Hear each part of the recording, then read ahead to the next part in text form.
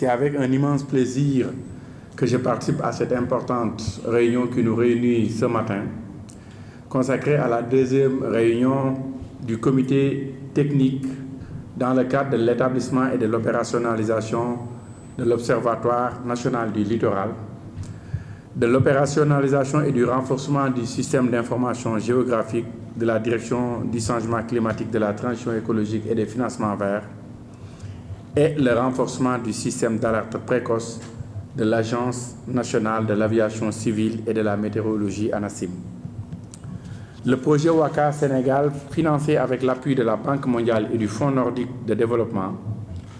vise à renforcer la résilience des communautés côtières et du littoral sénégalais.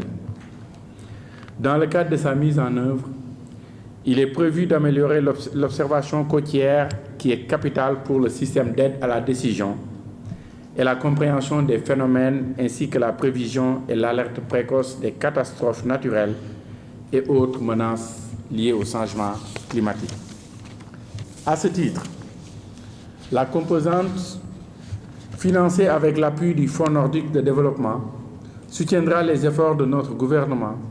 à renforcer la capacité des institutions nationales dans le cadre de la collecte, de l'évaluation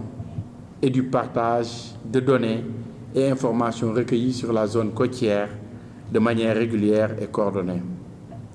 Elle fournira également un appui pour améliorer la prévision des submersions marines et les systèmes d'alerte précoce aux échelles nationales et locales afin de réduire les impacts négatifs des activités socio-économiques sur le littoral. Mesdames et messieurs, l'un des défis majeurs du projet de transformation systémique du Sénégal est de mettre en place un cadre de gouvernance du littoral qui respecte et valorise cette interface multifonctionnelle et qui soit à la hauteur des attentes réelles de nos concitoyens. Mesdames et messieurs, il est aujourd'hui heureux de souligner que le gouvernement du Sénégal, avec l'appui de la Banque mondiale, vient d'actualiser sa stratégie nationale de gestion intégrée de la zone côtière.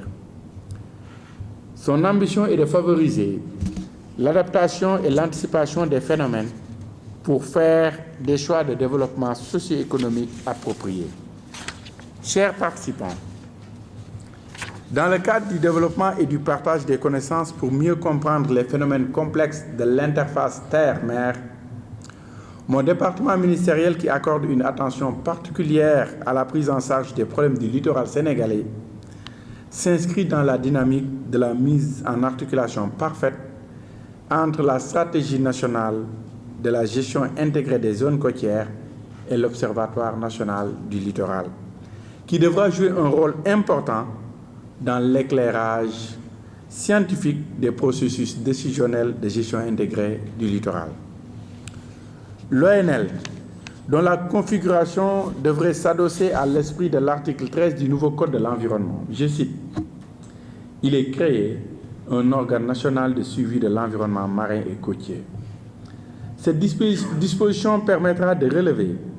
le défi du savoir et des connaissances comme base de décision,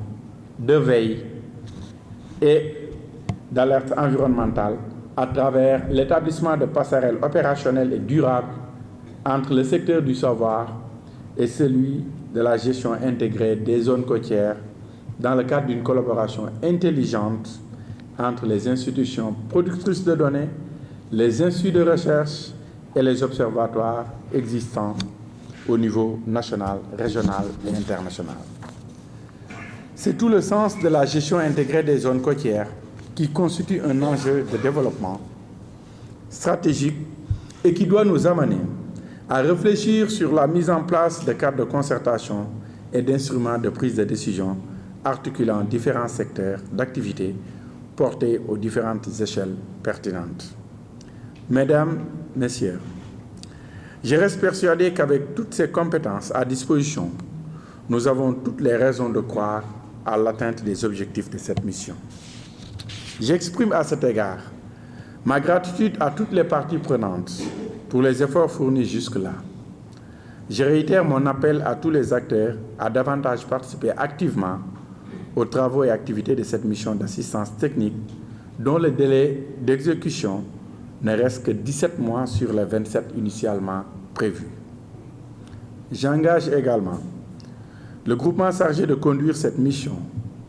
à ne ménager aucun effort